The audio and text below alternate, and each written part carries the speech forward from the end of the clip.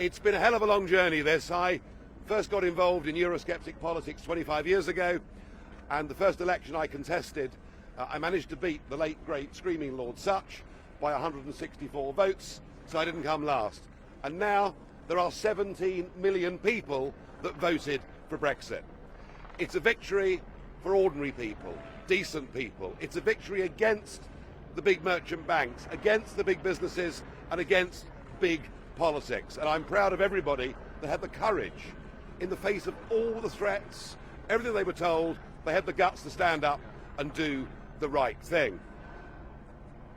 The election was won, in my view, in the Midlands and the North, and I think it was the old Labour vote that came to us, and we, particularly as a party, campaigned as hard as we could in those areas.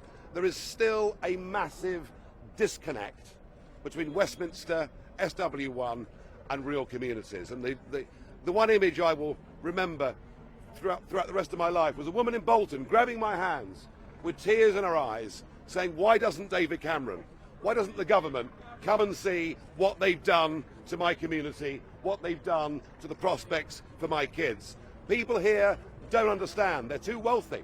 They don't get what open door mass immigration as a result of EU membership has done to people's wages, to people's availability of getting GP appointments or their kids into local schools. This was the issue ultimately that won this election. So I'm thrilled that we've done this.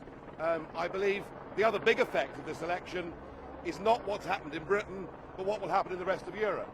I mean, in the rest of the EU, eurosceptic parties never talked about leaving the EU, now they are.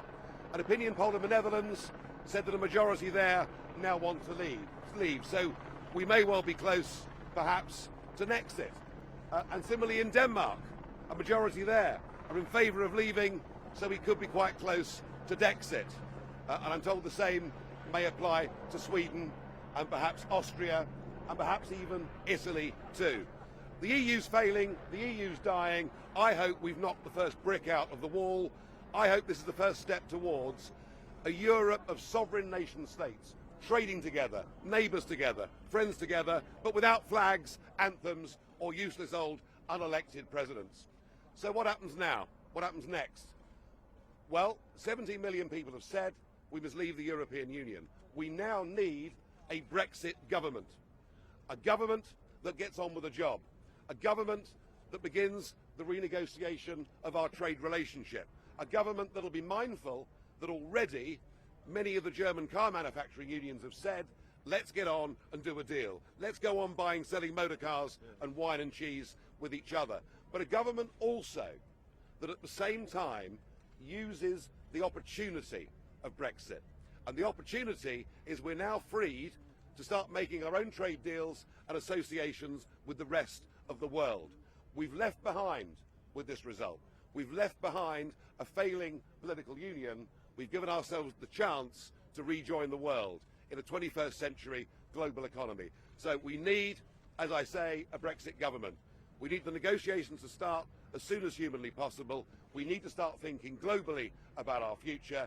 And the other thing I think that needs to happen is that June the 23rd needs to become a national bank holiday, and we will call it Independence Day. Thank you.